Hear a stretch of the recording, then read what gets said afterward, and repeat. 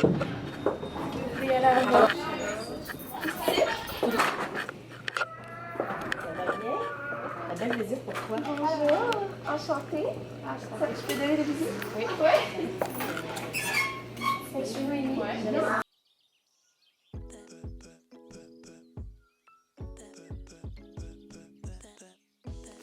Aujourd'hui, je suis avec Juliette. Tu peux te présenter, peut-être dire ton nom, ton âge.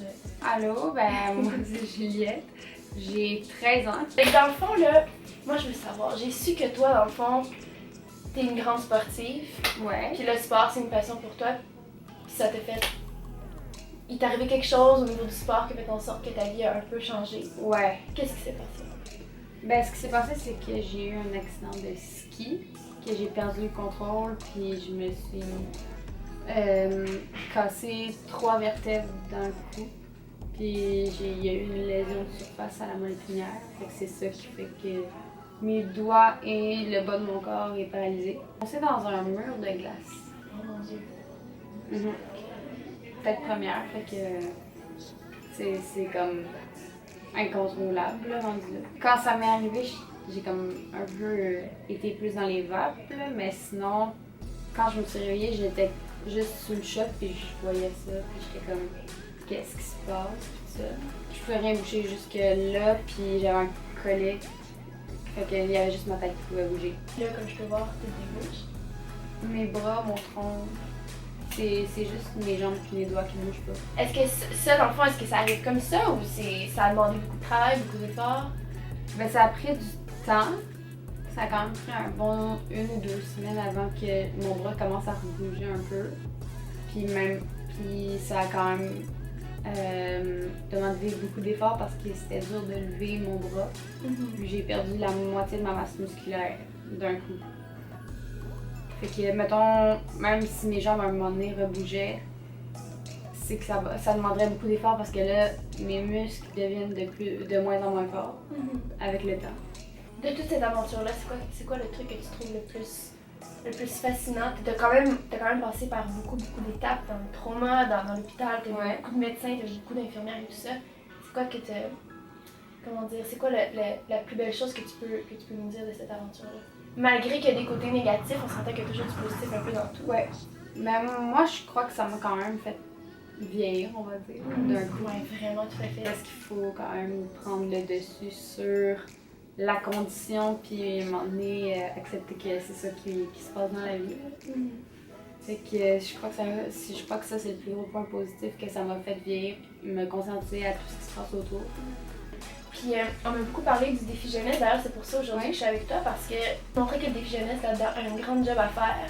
Puis montrer aussi aux gens que c'est tellement important de participer à ce défi jeunesse-là, de comprendre, puis d'être capable d'expliquer aussi c'est quoi, puis à quoi il sert. Puis on m'a dit que tu étais un super bon exemple pour décrire qu'est-ce que le défi jeunesse a fait, t'a aidé dans ta vie. Déjà, le défi jeunesse, il paye beaucoup de machines, puis ça, de réadaptation qui aide beaucoup pour nos muscles, nos bras, nos jambes. Mais au début, il y avait une machine que ça s'appelle comme le FES Bike.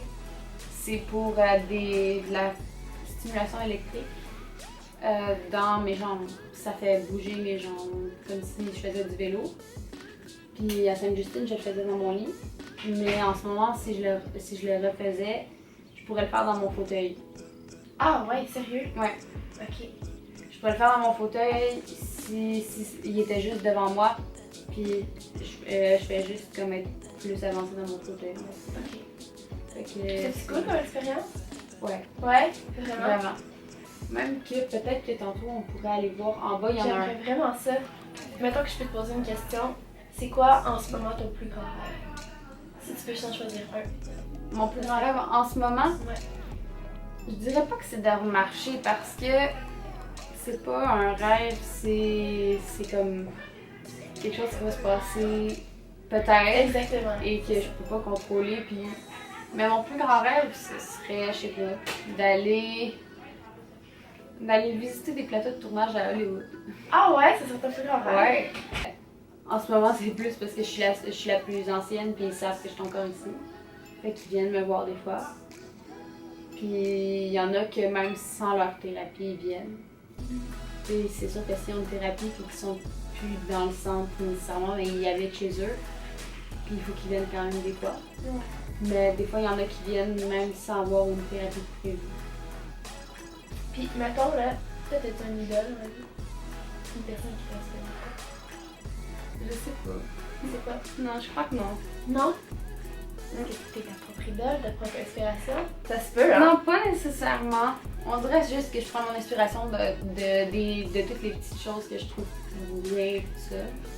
Fait que comme mon idole, c'est toutes les belles choses, on va dire. Oh, c'est quand même vraiment une belle pensée, sérieux. Mm. Mais toi, tu sais que tu dois être l'inspiration des idoles de plein de gens autour de toi. Ça aide. Littéralement, là, parce qu'à 13 ans, d'avoir une pensée aussi comme grandie, justement, puis de vivre les étapes que tu vis, c'est quand même... C'est extrêmement inspirant, là. J'espère que tu le sais. Là. C'est vraiment... T'es forte encore, d'encore être là, puis d'être souriante, puis d'être positive. Puis tu sais, je veux dire, il aurait pu arriver des affaires beaucoup pires que ça, comme perdre la vie, puis toi, t'as juste... Ouais. Puis tu le sais, ça. Ben, ça c'est la plus grande chance que j'ai eue. C'est... J'ai comme eu de la chance dans ma malchance, parce que j'aurais pu juste rester là, puis ne pas avoir eu la chance de continuer.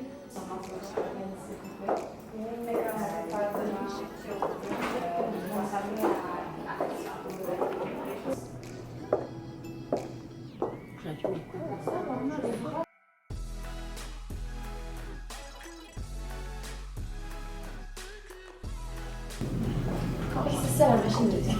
Ouais. Fait que dans le fond, comment ça fonctionne? Dans le fond, comment comment tu peux ça pas le faire, là, mais... Non, je peux quand même montrer à peu près. Ouais. En fait, au début, on t'as dans les sortoirs. Ok. Qui sont juste là. Ok, cool, parfait.